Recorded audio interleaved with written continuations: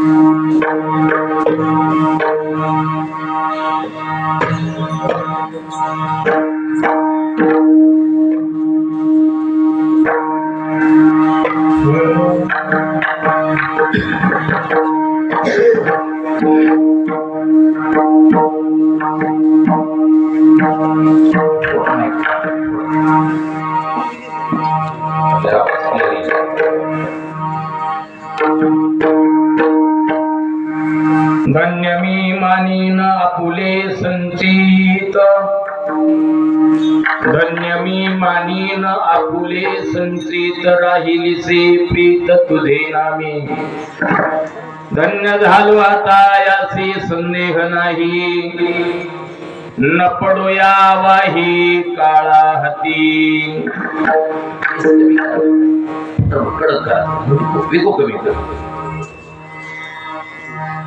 ब्रह्मरस करू भोजन पंगती, संतांचे संगती सर्व काळ, धन्य झालो आता यासी संदेह नाही, न पडो या वाही काळा हाती.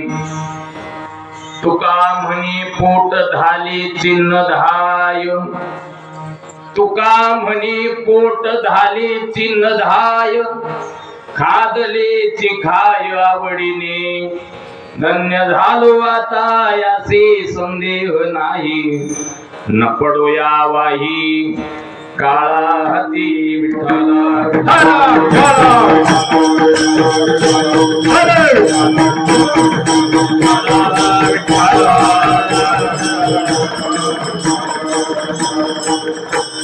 समचरण सरोजम सांद्र नीलांबुदा भंजगलनि हितपानि मंडनं मंडनानां करुण तुलसीमालां कञ्जनं कञ्जनेत्रं सदयदवलहासं विठ्ठलं चिन्तयामि पांडुरंगा करू प्रथम नमन दुसरे चरणा संतांची त्यांच्या कृपादानी कथेचा विस्तारू बाबाजी सद्गुरु दास तुका अलंकापुरी रम्य सिंहासनस्थं पदांभोज तेजस्फुरदि प्रदेशं विधीन्द्रादिदेवे सदा स्तूयमानं समाधिस्थमूर्तिं भजे ज्ञानदेव नमो ज्ञानेश्वरा नमो ज्ञानेश्वरा निवृत्ती उदारा सुपानुदेवा मुक्ताबाई नमो त्रिभुवन पावनी आद्यत्रय जननी देवाची नमो सद्गुरु तुकया ज्ञानदीपा नमो सद्गुरु सच्चिदानंद रूपा नमो सद्गुरु भक्त कल्याण मूर्ती नमो सद्गुरु भास्करा पूर्ण कीर्ती सेवे लागी सेवक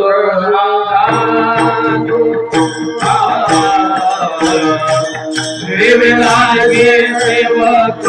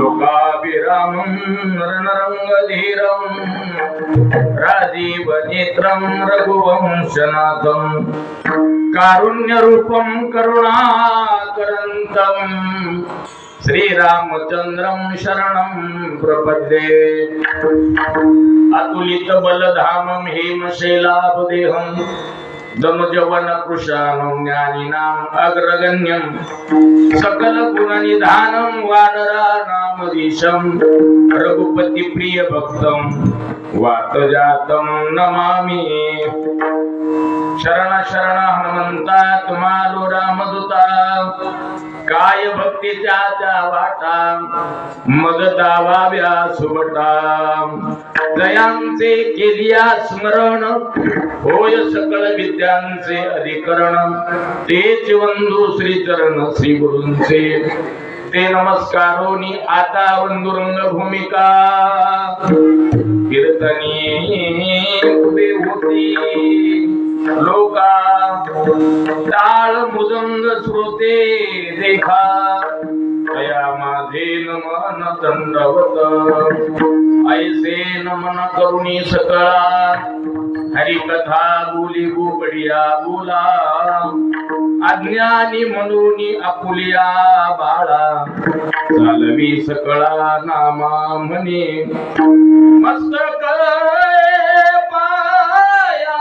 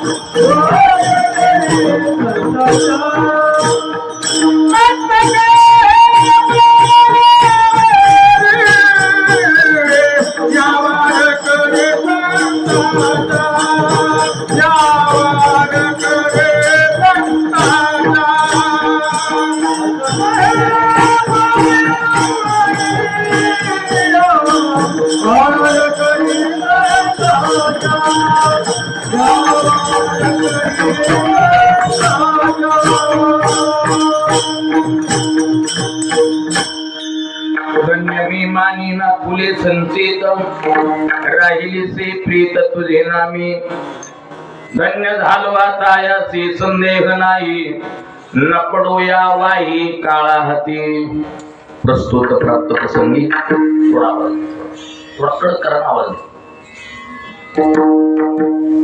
संप्राप्त सेवेकरता निवडलेला अभंग महाराष्ट्र भूषण सकल संत हृदय सम्राट अनंत कृपा विभूषित खळखळ वाहणाऱ्या इंद्रायणी तीरावरती प्रसिद्ध असलेल्या देहू गावामध्ये 7 पिढ्याचा वसानी वारसा घेऊन कणकाई मातेच्या आणि बोल्लोबरा यांच्या पोटी जन्माला आलेलं हे नररत्न ज्या महात्म्यानं यावत संपूर्ण जीवांना मोक्षापर्यंत पोहोच करण्याचा राजमार्ग दिला नवे नवे जगाचा संसार सुखाचा व्हावा याच्याकरता ज्यांनी आपल्या संसारावरती तुळशीपत्र ठेवलं असे वैष्णव ज्येष्ठ छत्रपती शिवाजी महाराजांचे आद्यगुरु ज्ञानेश प्रिय प्रेमाद्भुत सिंधू कुळसागर इंदू कान्हा प्रिय बंधू गुणातीत साधू जगद्गुरु संत श्रेष्ठ श्री तुकोबारा यांच्या अभंग संहितेतील अर्थात पंचमवेद ज्याला म्हटलं जातं त्या गाथेमधील भगवान परमात्म्याच्या नामावरती प्रेम राहिल्यामुळं जीवनामध्ये नेमकं काय परिवर्तन झालं काय बदल झाला याचं प्रतिपादन करणारा आणि आपल्या संचिताला धन्यता व्यक्त करणारा गोड चिंतन या अभंग सेवेकरता निवडलेला आहे विठ्ठला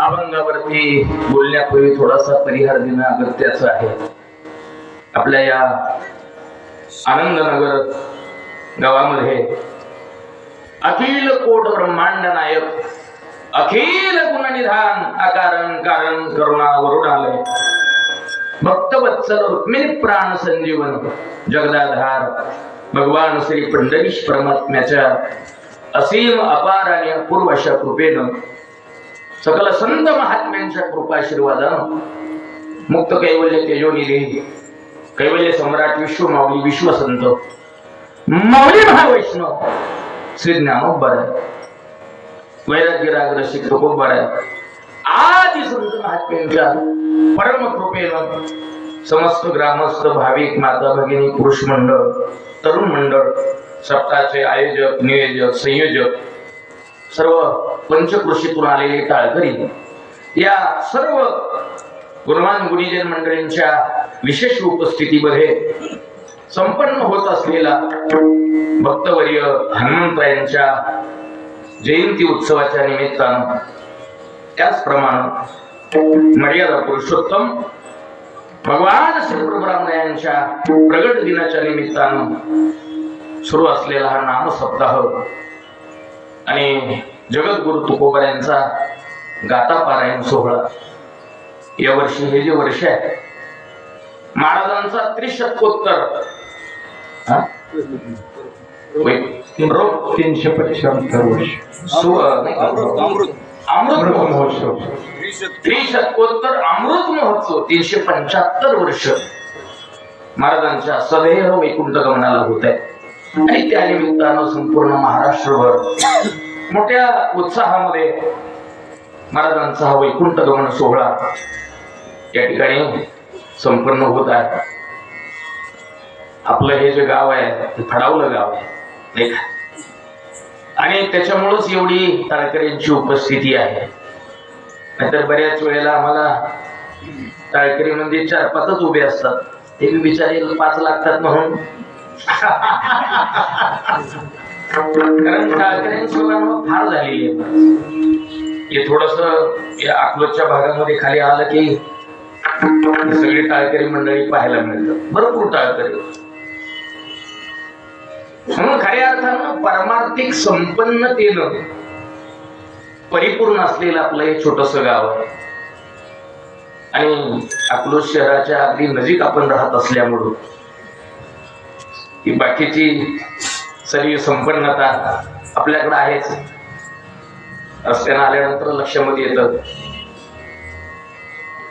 वास्तविक बऱ्याच वेळेला परमार्थाची वाटचाल करत असताना जशी जशी वर्ष वाढतात सप्ताची तसा तसा उत्साह जरा कमी झालेला आपल्याला पाहायला मिळतो.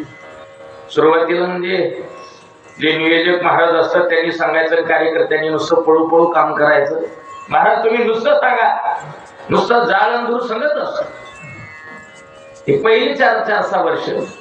पण जसे सप्ताहाचे वर्ष वाढतात तसं जरा कार्यकर्त्यांचा उत्साह आणखीन कमी कमी होत राहतो, जाळण दूर निघून जातो नाही का.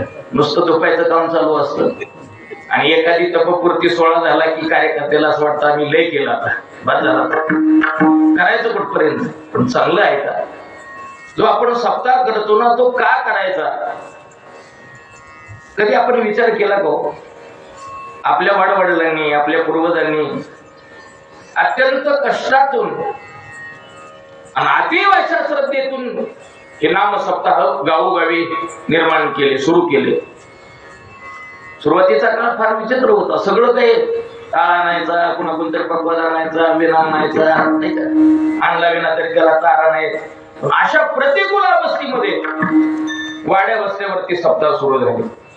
पण खऱ्या अर्थानं हे करायचं का याच्या पाठीमाग आपण कधी त्या कारणाकडे गेलो नाही.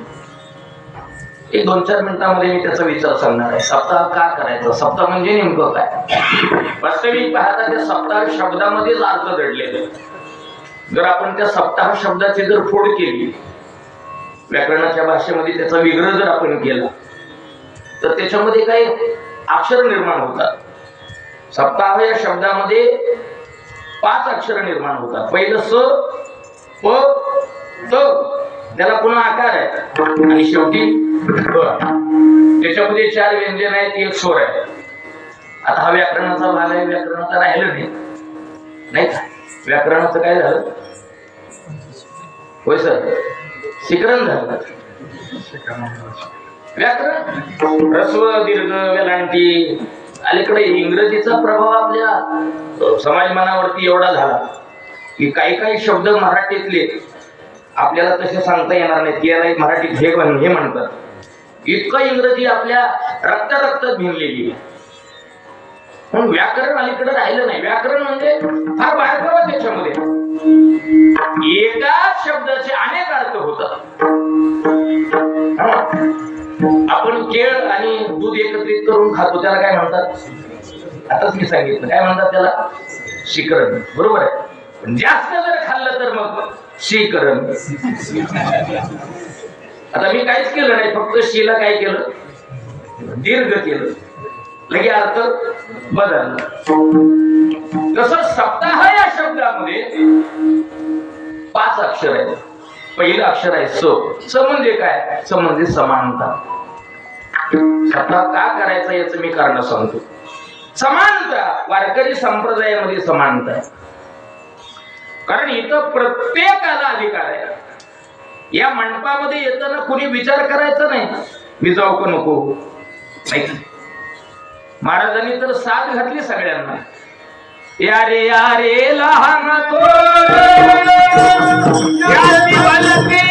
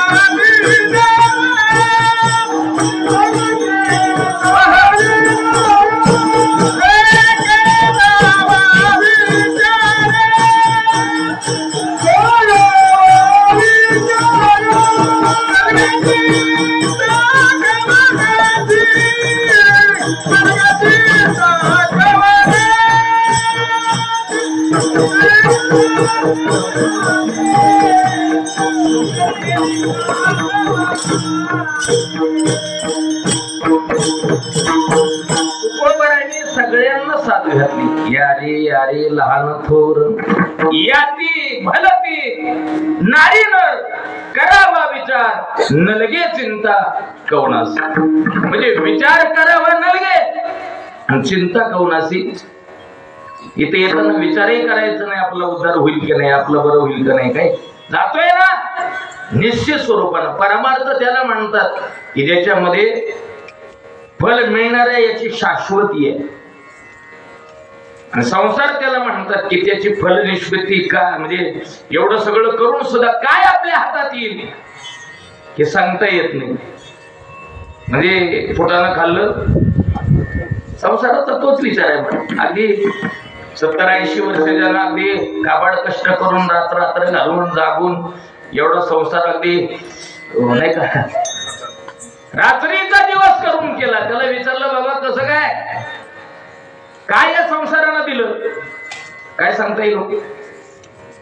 काय नाही. म्हणजे संसारानं काय दिलं नाही. सध्या मुक्काम पोस्ट हनुमंतरायचं मंदिर, म्हणजे हनुमंतरायांची आवड आहे म्हणून नाही, घरातल्याने हाकाललं म्हणून. म्हणजे विचार करायचं नाही, सगळंच येते आहे अधिकार. कलियुगी उद्धार हरीच्या नामी, सगळ्यांना इथं अधिकार. याला म्हणायचं समानता. वारकरी संप्रदायाचं वैशिष्ट्य असं आहे. अजूनही एखाद्या कीर्तनकाराची तारीख घेताना कार्यकर्ते कधी विचारत नाहीत महाराज तुम्ही कोणत्या जातीचा आहे हो, बरोबर आहे. अजून तरी अलीकडे लागली त्याची झाले सुरू. लोक आपला पाहुणा आहे का बघा. पण यातायाती धर्म नाही विष्णुदासा. निर्णय ऐसा वेदशास्त्री. परमार्थामध्ये जातीचा विचार करायचा नाही. हो का भलते याती कोणत्याही नात्यामध्ये तुम्ही असा, तुम्हाला परमार्थाचा अधिकार आहे. ही समानता आहे ना, सप्ताह आपल्याला शिकवतो. त्याच्यानंतरचा अक्षर आहे त म्हणजे काय नाही, प राहिलं काय म्हणजे हा सपताह. प म्हणजे परिवर्तन. करायचं कशा करता एवढं, हा जो 8 तास करायचा कशा करता, परिवर्तनात. काहीतरी बदल झाला पाहिजे. सप्ताहाचं 19वे वर्ष आहे, म्हणजे काहीतरी बदल झाला पाहिजे. कीर्तन करायला सांगावं लागू नये की टाळी वाजवावी नाही. अजून किती वर्ष झाल्यानंतर आपल्याला कीर्तनात आल्यानंतर टाळी वाजवायची असते हे कळलं. किती वर्ष करावं लागलं अंदाज. परिवर्तन झालं पाहिजे का नाही. संसारातला एवढा अमूल्य वेळ आपण खर्च केलाय आणि इथं 2 तास येऊन बसलोय. तो दिलेला जो वेळ आहे तो आपला सत्कारणी लागला पाहिजे का नको, बरोबर आहे. इथं आल्यानंतर टाळी वाजवली पाहिजे. इथं नाही वाजवणार तर मी कुठं वाजवणार टाळी. माझं चांगलं आहे का.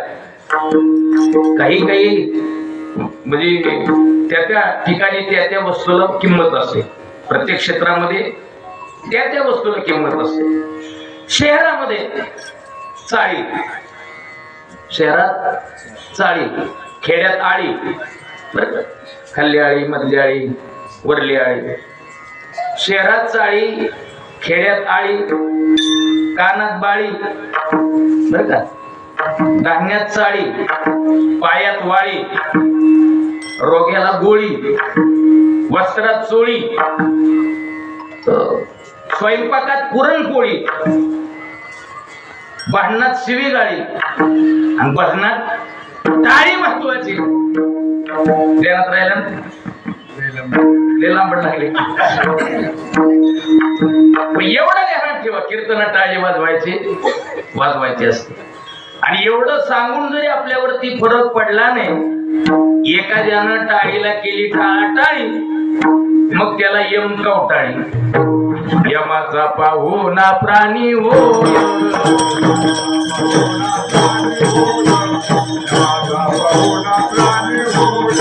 हरी विना जन्म कधी पैदाना, हरी विना जन्म कधी पैदाना, यमाचा पाहुणा प्राणी हो, यमाचा पाहुणा प्राणी हो, प्राणी हो. हरिविन जन्म नरकती पैदाना, यमाचा पाहुणा प्राणी होय. ज्ञानोबर हरिपाठामध्ये बोलतात, जर आपल्या जीवनामध्ये भजन झालं नाही तर मग तो जो आहे ना, तो यमाचा पाहुणा होत असतो. आणि यमाचा पाहुणचार जो आहे ना, फार अवघड आहे बघा. मारिती, तोडीती, जोडीती, निष्ठुर, यमाचे किंकर बहुसाल, नाही त्या यमाची करुणा, बाहेर काढिता कोडी प्राण, ओडाळ सापडे दैच्या धन्या, थोर यातना करी दे तो, थोर यातना करी दे तो.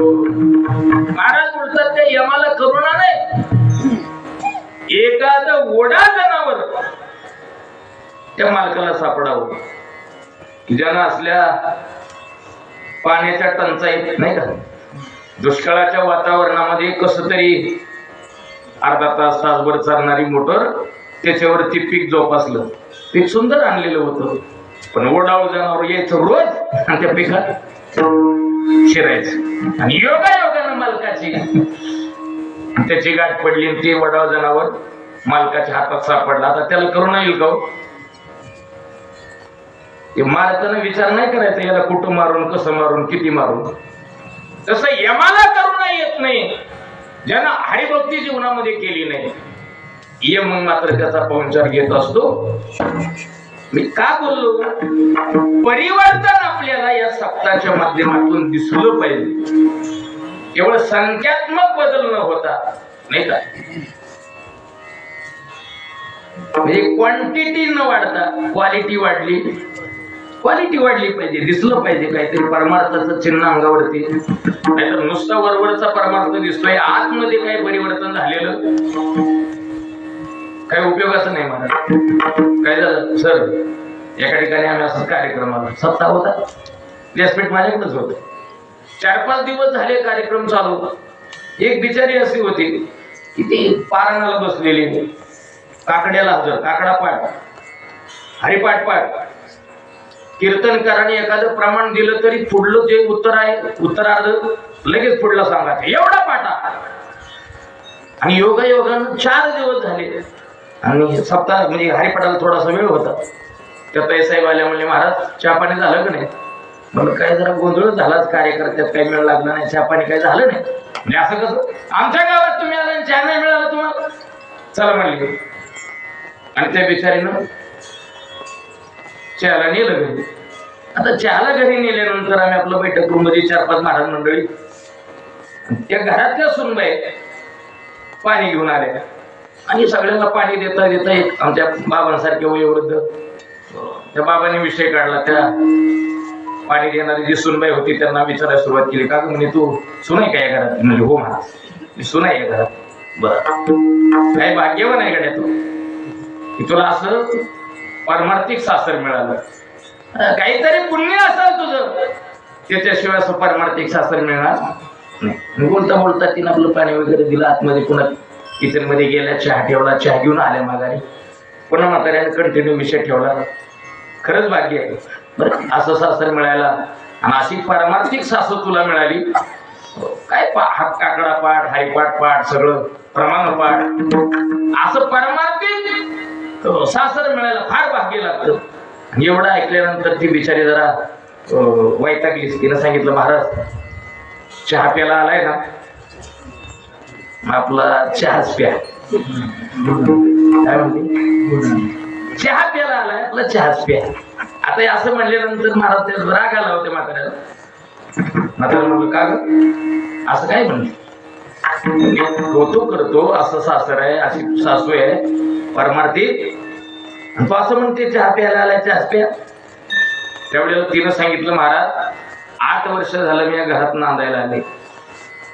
8 वर्षात थिरडी एक शब्दानं मला गोड बोलली नाही. काय 8 वर्षात एक शब्दानं मला नीट गोड बोलली नाही. तिचा हरिपाटन काकडा काय मला चुलीत घालायचा आहे. काय म्हणले ते? म्हणजे केवळ बाह्य रंगानं परमार्थ करून चालणार नाही, तो अंतरंगामध्ये किती उतरला. तुका म्हणे नको वरपंग देवा आणि गेली माझी सेवा भाव शुद्ध. अंतःकरणामध्ये परिवर्तन झालं पाहिजे, दिसलं पाहिजे. कमीत कमी बोलण्यात तरी आपल्या मधुरता आली पाहिजे, एकमेकाबद्दल प्रेम वाटलं पाहिजे. तर अलीकडे झालंय असं महाराज, सप्त्यातच असं कार्यकर्त्याच 36 आकडा झाली. ती असला तर आपण येणार नाही. आपलं नाव टाकलं ना पत्रिकेत, इतका घोटाळा झालाय महाराज. परिवर्तन काहीतरी दिसलं पाहिजे. आणि परिवर्तनाकरताच मनुष्य देह आहे बघा. या देहाशिवाय दुसरीकडं आपल्याला परिवर्तन पाहायला मिळत. असं कधी झालंय? तुमच्या अकलूजच्या परिसरातल्या काही कुत्र्यांनी छड्या घालून फिरायला सुरुवात केली, असं कधी झालं? परिवर्तन झालंय का कुत्र्यात, मांजरात, कुत्र्यात? काय नाही मला, त्यांचं आहे तसंच चालू आहे. परिवर्तन कोणात होतं? आपल्यात होतं. 4-6 वर्षानंतर एकदा आलं की लगेच बांगला दिसतो नाही का. पुन्हा 2-3 वर्षांना आलं की पुन्हा वरती वाढलेलंच आहे अजून गज. हे परिवर्तन माणसात दिसतं. म्हणून परिवर्तनाकरता हा देह आहे. या देहामध्ये परिवर्तन आहे. तिसरा शब्द आहे, तिसरा अक्षर आहे तत्परता. तत्परता असली पाहिजे. आणि ती तत्परता परमार्थात असावी. आपली तत्परता संसारात आहे. संसारात काहीच कमी पडता कामा नये, याच्याकरता आपण एवढं तटस्थ आहे महाराज. एवढं काळजी करतो. पण परमार्थाचं तसं काय नाही. काही कमी जास्त असलं की महाराज घ्या बाबून, आता बघू उद्याच्याला काहीतरी ऍडजस्ट करू, आजच्या दिवस. परमार्थात भागवाभागी आहे, बरोबर आहे. संसारात भागवाभागी झालं नाही. तत्पर माणसानं इथं असावं. करावी तातडी परमार्थी. कशाला होईल तातडी? संत समागम धरोनी आवडी. संतांच्या संगतीमध्ये जाऊन आपल्या जीवनाची तातडी करावी. किती आयुष्य राहिले माहीत आहे का? अजून किती वर्ष जगू आपण याची गॅरंटी क्षणभंगुर नाही भरवसा. वारे सावध तुडा माया अशा. काही नचले मग गला पुढे फासा. पुढे हुशार वर आहे ओळसा. राम राम स्मरा आधी. आधी स्मरा, बाकीचं नंतर बघा. कारण किती वेळ आहे आपल्या हातात याची गॅरंटी नाही. तत्परता ही आपल्याला इथं पाहायला मिळते. त्याच्यानंतर आ म्हणजे आदर. परमार्थामध्ये आदर. आणि या 4 गोष्टी ज्या साधनाने एकत्रित बांधल्या जातात त्याचं नाव आहे हरिनाम. म्हणजे सप्ताहातलं शेवटचं खय अक्षर आहे. या सगळ्यांची गोळाबेरीज म्हणजे सप्ताह आहे. करायचं याच्या करता काहीतरी बदल दिसला पाहिजे. या हा देहच मुळात त्याच्या करता मिळाला.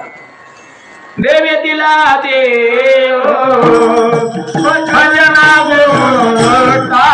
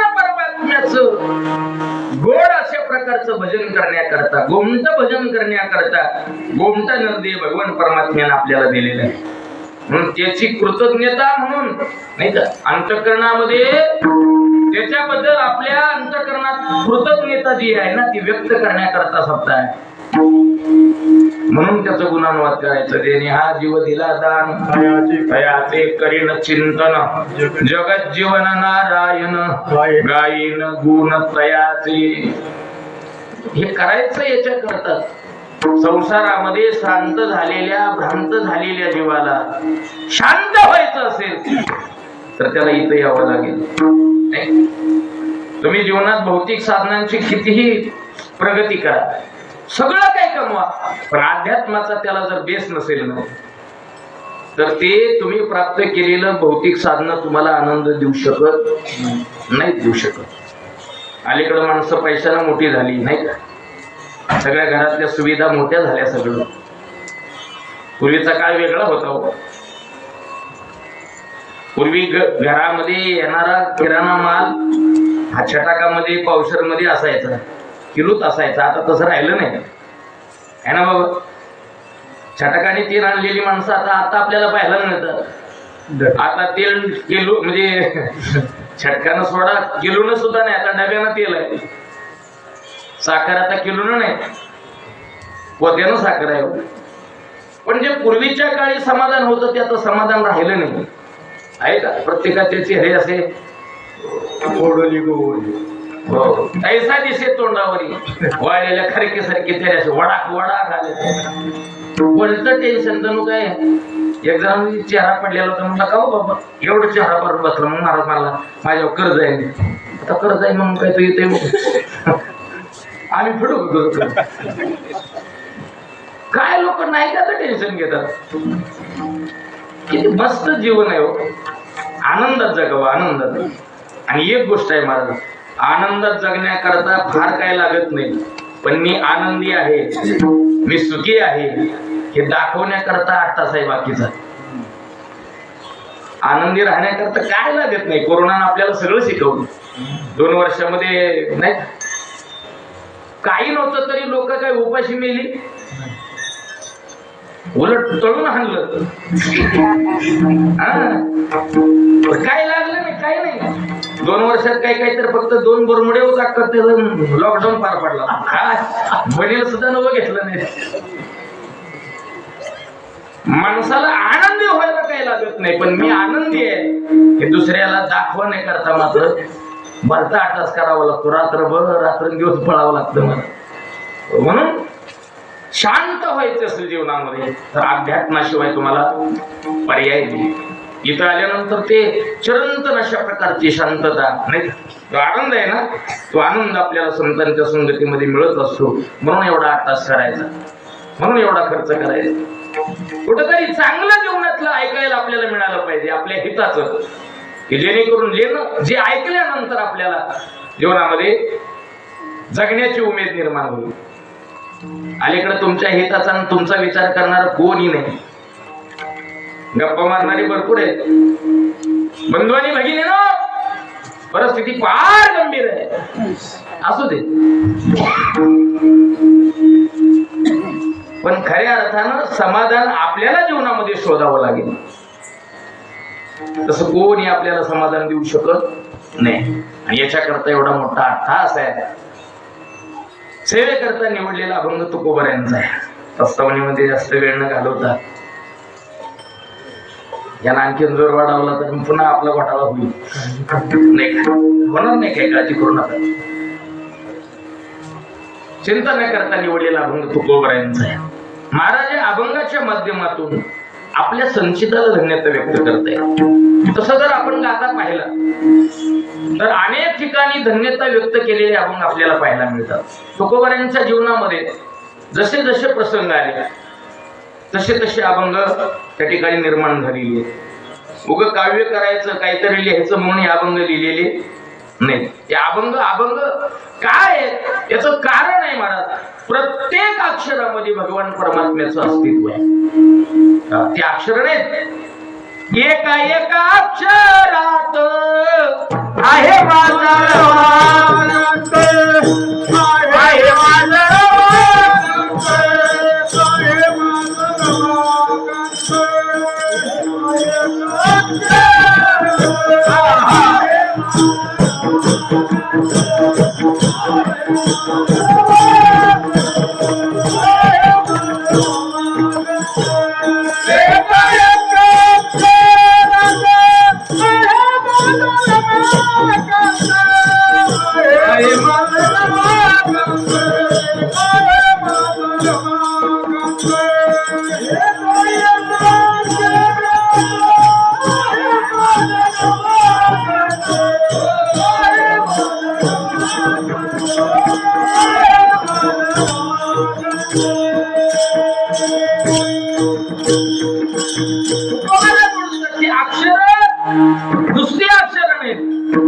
प्रत्येक अक्षरामध्ये माझा भगवान परमात्मा वास करतोय. म्हणून बघा आज 350 वर्ष होऊन गेले असेल तुकोबऱ्यांचा गाथा. वैकुंठ गमनाला 375 वर्ष होत आहेत. 350 वर्ष वर होऊन गेली तरी त्या प्रत्येक अभंगाचा विचार आतापर्यंत असं कोणाला वाटलं नाही की अभंग आता कालबाह्य झाला. ऐका, एक अक्षर ते कालबाह्य होऊ शकत नाही. पिढ्यान पिढ्या शतकानुशतक चंद्र सूर्य आहे तोपर्यंत त्या अभंगाला खंडना नाही म्हणत. म्हणून जसे प्रसंग आले हे अनुभव आहेत तुकोबऱ्यांचे. अनुभव आले अंगा ते या जगात येत. तुका म्हणी चाकून संगे मज अनुभव आहे अंगी. तो आलेला अनुभव आहे, तो जगाच्या उपयोगी पडावा. सेवित्व हरस वाटी तो अनेका, घ्या रे होऊ नका रांगाबरी. त्या अनुभवाचा जगाला उपयोग व्हावा याच्याकरता हे अभंग त्या ठिकाणी लिहिले गेले. तुकोबराय बोलतात की ज्या दिवशी आम्हाला संत भेटले, संतांची भेट ज्या दिवशी आम्हाला आमच्या जीवनामध्ये झाली ना, तो दिवस आमच्या दृष्टीनं धन्य आहे. धन्यादी दिन झाले संतांचे दर्शन, किंवा धन्य दिनादी दर्शन संतांचे, नांदे तया घरी दैवत पंढरीचे. त्या दिवसाला महाराजांनी धन्यता दिली. ज्या काळामध्ये भेट झाली महाराज बोलतात तो काळ आमच्या दृष्टीनं धन्य आहे. धन्य काळ संत भेटी पायी मिठी पडली तो. ज्या वेळेला भेट झाली वेळ धन्य सांगितले. धन्य ही आनंदाची सापडली वेळ, तेने संत सज्जन भेटले कृपाळ, तेने फेडीला बुद्धीचा उमळ, दृष्टीला कवीला यशोदेचा बाळ हो. धन्य ही आनंदाची सापडली वेळ, म्हणजे ती वेळ धन्य आहे, तो काळ धन्य आहे, तो दिवस धन्य आहे. एवढंच नाही, ज्या कुळामध्ये परमार्थ करणारे लोक आहेत ना, तुकोबऱ्याच्या कुळाला धन्यता देतात. धन्य कुळ त्याचे सदा राम नाम वाचे, धन्य ते संसारी दयावंत जे अंतरी. जे महात्मे ज्या गावामध्ये जन्म घेतात तो गाव पवित्र आहे, ते गाव धन्य आहे. धन्य ते अरण रत्नाचे ते खान. त्या गावाला धन्यता दिली. ज्या आई वडिलांच्या पोटी महात्मा जन्म घेतो त्या आई वडिलाला धन्यता दिली. धन्य माता पिता दयाचिया. ज्याचं जीवन भगवान परमात्म्याच्या रंगामध्ये रंगून गेलं ना त्या जीवनाला धन्यता आहे. धन्य जगी तुझी एक हरिरंगी नाचे रामकृष्ण वासुदेव सदा स्मरे वाचे. म्हणजे त्या जीवनाला धन्यता. धन्यता व्यक्त केलेले बरेचसे अभंग आपल्याला गात्यामध्ये पाहायला मिळतात. तर आजच्या अभंगामध्ये तुकोबाराची धन्यता देत आहेत ते आपल्या संचिताला देत आहेत.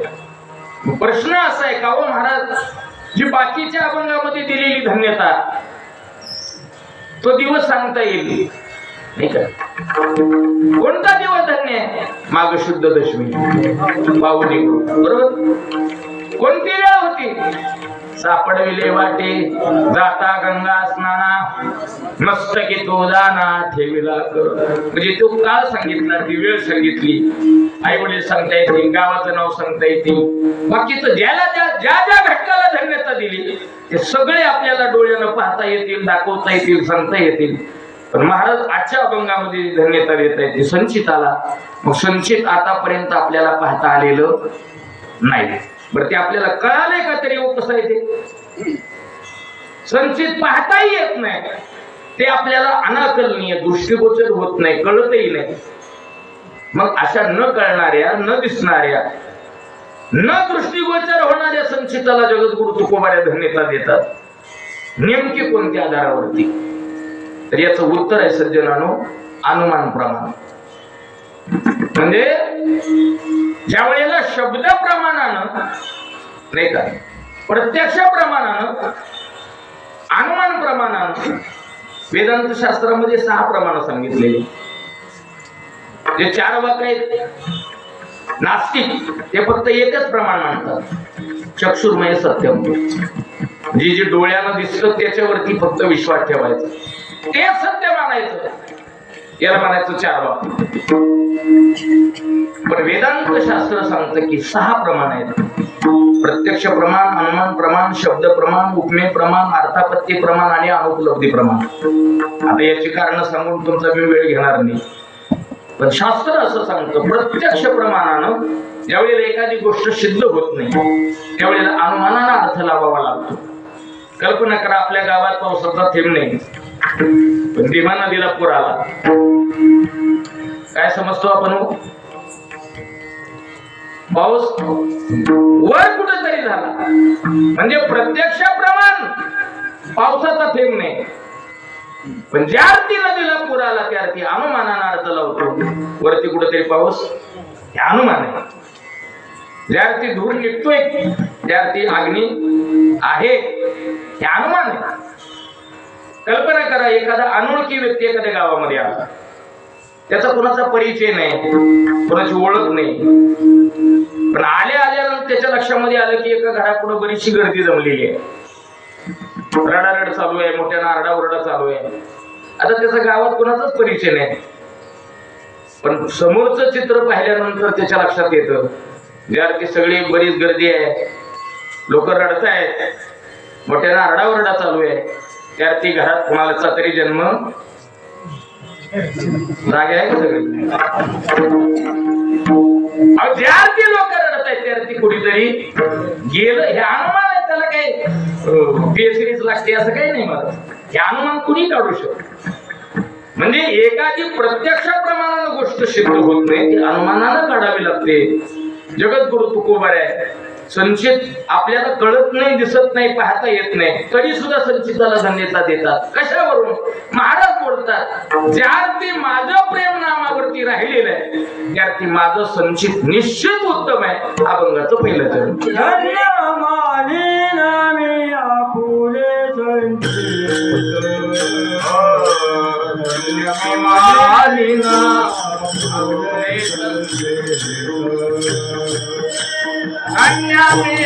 मानिना फुले संचिता,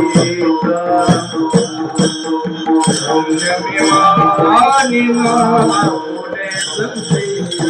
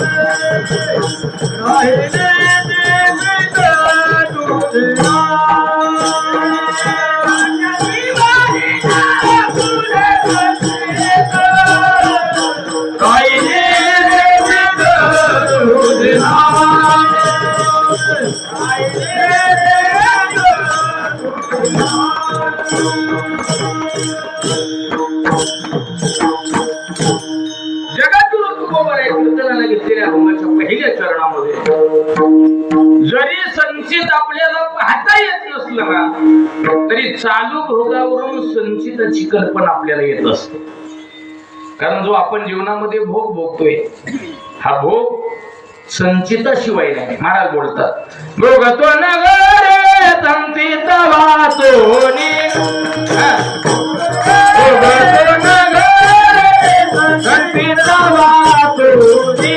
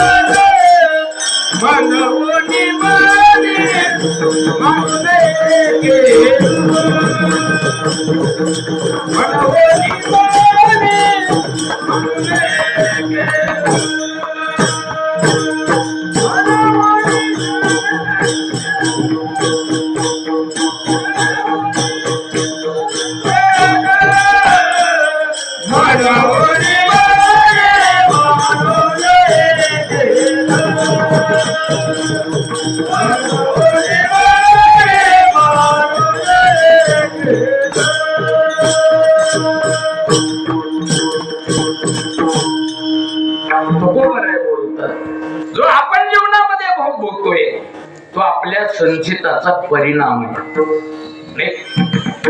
सुख दुःख मिश्रित आपलं जीवन आहे. काही दिवस कधी खुशी कभी गम, कधी एखादा दिवस असा उजळतो महाराज सगळ्या आनंदाच्याच गोष्टी कानावरती येतात. एखादा फोन सुद्धा काहीतरी आनंद देणाराच एखादा फोन येतो आणि एखादा दिवस असा जीवनामध्ये उगवतो सकाळी उठल्यापासून नुसतं टेन्शन नुसतं दुःख. का असं होतं याचं कारण एकच आहे, आपल्या संचिताचा तो परिणाम आहे. पाठीमागील जन्मामध्ये केलेलं जे पुण्य ते पुण्य आपल्याला सुखाच्या रूपानं प्राप्त होत असत. म्हणजे पाठीमाग केलेलं पाप आहे ते पाप आपल्याला दुःखाच्या रूपानं भोगायला येईल. म्हणून बघा, आपण मनुष्य म्हणून जन्माला आलो.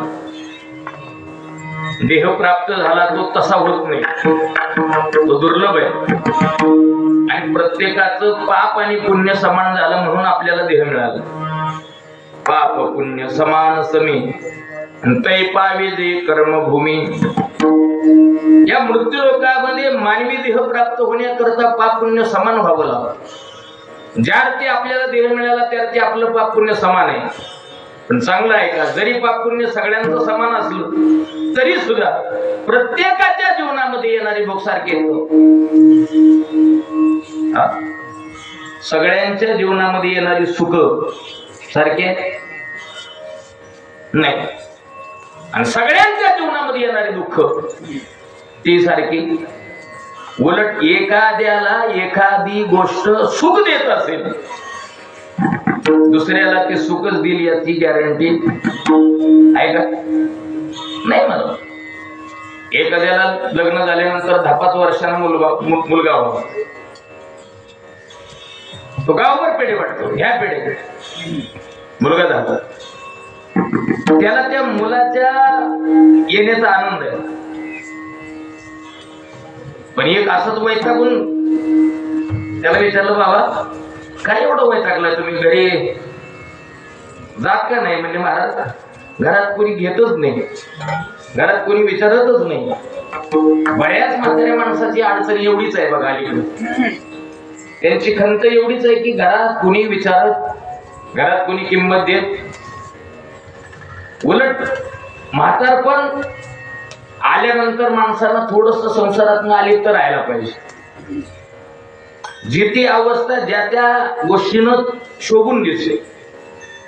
लहानपण जे आहे ना, लहानपण हे संस्कारानं शोभून दिसते, तारुण्य हे कर्तृत्वानं शोभून दिसते आणि म्हातारपण हे भजनानं शोभून दिसत. त्यावेळेला काय केलं पाहिजे? ज्ञानोबा बोलतात, आता सावध व्हा, ऐसी दशा येईल पुढे, काही मन होईल वेडे, चिंतोनी ठेवी रोकडे आत्मतत्व. अशी अवस्था येईल की त्यावेळेला मन वेड होईल, कशात लक्ष लागणार नाही, कोणी संसारात कोण किंमत देणार नाही. त्यावेळेला मग काय, ज्याला अगोदरच काहीतरी चिंतन केलेलं आहे, परमार्थाची ज्याला काहीतरी गोडी लागलेली आहे, त्याचं म्हातारपण चांगलं झालं. अचानकपणे असं काही जर झालं ना तर बरीच माणसं शिवायबल होत, त्यांना ते जमत अचानक. म्हणून म्हातारपणामध्ये चिंतन असावं, भजन असावं. म्हातारपण भजनानं शोभून दिसत. पण आपली अवस्था अशी आहे महाराज, जसं जसं वय वाढतं तसं तसं नेट लावतो संसाराला. परत जायची तयारी झालेली असते, घरातले पाहुणे रावळे वाट बघतात कधी कधी निरोप येतोय. तरी ते पोरांना जवळ बोलावतो, पोरांनो अरे तेवढं ती शेजारचं 1 एकराचं तुकडं काय निघाले, माझ्या कानावाले, माझ्या डोळ्यात एकच तेवढं घेतलं असतं म्हणजे डोळं झाकायला मोकळा झालो असतो. जायची तयारी झाली, उलट ना लवकर ते एकरात आता जीव गुतलाय. म्हातारपणाचं खोडच असे महाराज. आता मला सांगा, ज्याच्या खांद्यावरती सगळे संसाराची, त्या घरातली सगळी जबाबदारी, बरोबर, ज्याचं कर्तृत्व त्या ठिकाणी महत्वाचं आहे, ते पहाटे 9 वाजता उठतंय. किती कळते ना तुम्हाला? ज्याच्यावर संसाराचा बोध आहे ते 9ला उठतंय आणि ज्याचं आता काहीच काम नाही ते 5लाच जाग खडबड खडबड खडबड खडबड. घरातल्याला बी झोपायला देत नाही, काय उपयोग आहे का? एखाद्याला एखादी गोष्ट जर सुख देत असेल तर दुसऱ्याला त्याच्यातून सुखच होईल असं